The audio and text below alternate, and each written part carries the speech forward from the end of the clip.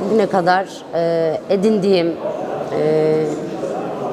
toplumsal gerçeklikler, saha çalışmaları ve mevcut araştırmalar kapsamında da aslında edindiğim bilgiler ataerkil kapitalizmin en çok da dünyada kadınları vurduğunu gördük. Biliyoruz, Orta Çağ'da cadı avları dediğimiz gerçeklikler vardı. Bunların bir hurafe olmadığını da biliyoruz. Kimdi cadı denilen kadınlar? Şifacılık, ebelik, tarım, topluluk gibi komünel kültürünü, kültüre dayalı bilgeliği olan kadınlardı. Ve bu kadınlar meydanlarda diğer kadınlara ibret olsun diye vahşice yakıldılar. Dolayısıyla aslında kapitalizm kendini geliştirirken kendi sistemine alternatif yaratabilecek ve tehdit edebilecek kadınları ortadan kaldırmaya çalıştı. Aslında bu zihniyet bugün de devam ediyor. Erkek yine kendine itaat etmeyen kadına şiddet uyguluyor, tecavüze maruz bırakıyor ve katlediyor.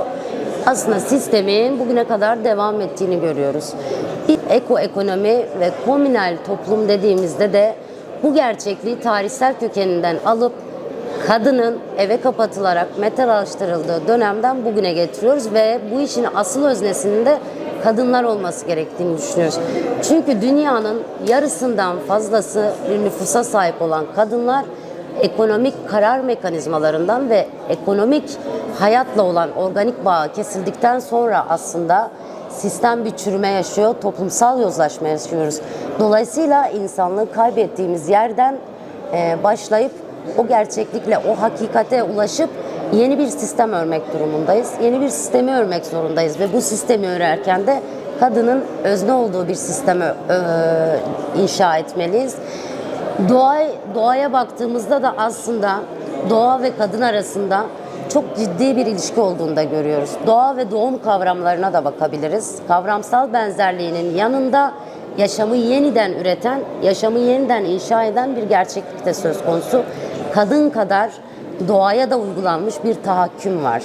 Nasıl ki kadın bedenleri doğurganlığı üzerinden işte fabrikalara, tarlalara işçi yetiştiren araçlar, metalar olarak görüldüyse doğada insan için var olmuş bir meta olarak görüldü. Ve her geçen gün daha fazla kıyıma uğruyor.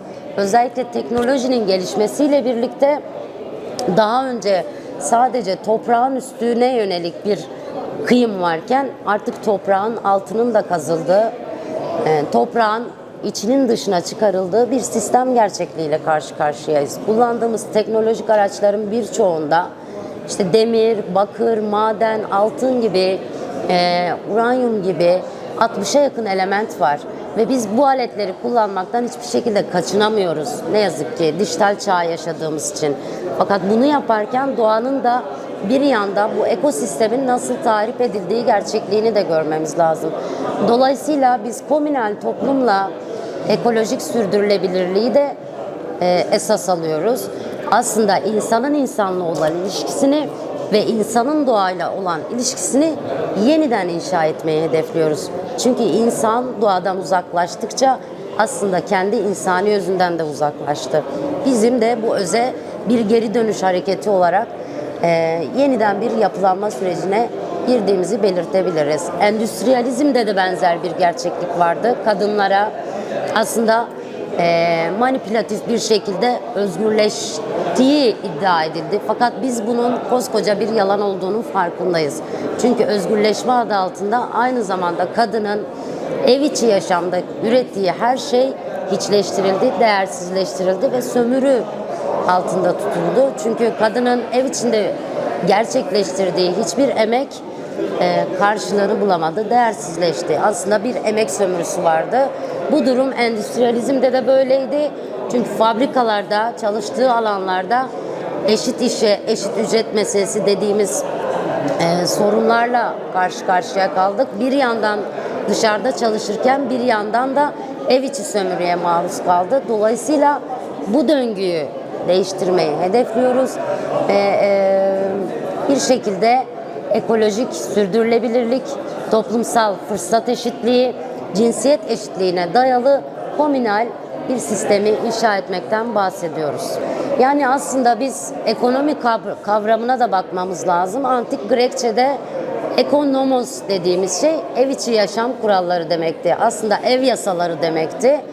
Dolayısıyla tarihteki ilk ekonomist de kadındır aslında. Çünkü evi planlayan, çocuğun beslenmesinden sorumlu olan, ev içerisindeki bütün yaşamı öğren kadındı. Kadının ekonomist kişiliği aslında genetik kodlarında var. Ve dediğimiz gibi kadın ekonomik yaşamdan dışlandığında aslında ortaya vahşi, bu cehennemi kapitalist sistem çıktı. Dolayısıyla bu işin öznesi kadınlardı. Aslında bizim toplumsal hafızalarımızda da, toplumsal kodlarımızda da bu gerçekliği görüyoruz. Hepimiz hafızalarımızı yokladığımızda eskiden mahallelerimizde, sokaklarımızda her akşam bir evde şehriye kesen kadınları biliriz. Bunlar küçük komünlerdi. Çünkü orada bir dayanışma vardı. Orada aynı zamanda bir üretim vardı. Doğal bir üretim vardı. Yine eskiden kapısının önünü süpüren, temizleyen kadınlar vardı. Bu da aslında bir dayanışma ve kendi yaşam alanını bir kültürle şekillendirme biçimiydi. Köylerde aynı şey vardı. Her gün bir çiftçinin tarlası sürülür, bir imece dayanışması vardı. Yani kısaca bizim toplumsal kodlarımızda ve genetik hafızamızda aslında zaten bir komünal yaşam kültürü var. Ve bu komünal yaşam kültürünü de kendi doğası gereği kadın gerçekleştirmişti. Çünkü doğadaki tek organik bağ aslında, toplumdaki tek organik bağ anne ve çocuk arasındaki bağdır diyebiliriz. Doğal bir ilişkidir. Sonradan kazanılmamıştadır. Daha sonra kazandığımız ilişkiler, baba ve diğer akraba ilişkileri aslında temel hukuksal kurallara dayanır. Bu hukuk sonradan oluşur, bir sözleşmeye dayalıdır. Erkek zaten var olmayan o hukuku geliştirmek için kendi kurallarını koymuştur ve aslında kadının o bedeni ve doğurganlığı üzerinden yine kendi tahakkümünü kurmaya çalışmıştır. Dolayısıyla biz toplumun tarihte kaybettiği yere bir geri dönüş yaşayıp bozulan noktada düzeltmeye çalışıyoruz. Bunun da ilk çıkışı doğa ve kadın ilişkisi olduğunu biliyoruz. Dolayısıyla böyle bir komünal sistemi, böyle bir ekolojik dengeyi sağlamak için öncelikle kadının asli öznesi olduğu, kadının başrolde olduğu bir sistem örmek zorundayız. Bu zihinsel dönüşüm birçoğumuz için zor gelebilir. Fakat biz şunu görüyoruz. Kapitalizm, ataerkil kapitalizm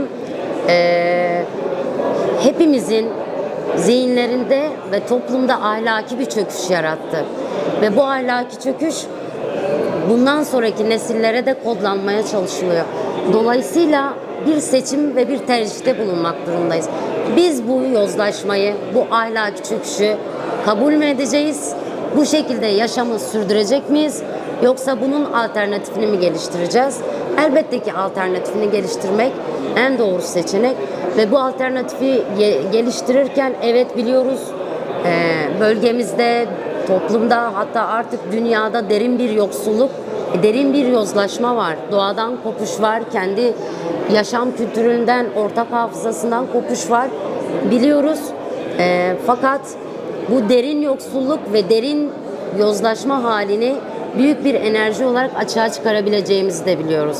Aslında işte en dibi gördüğümüz noktada belki de en büyük çıkışı yaratabiliriz diyebiliriz.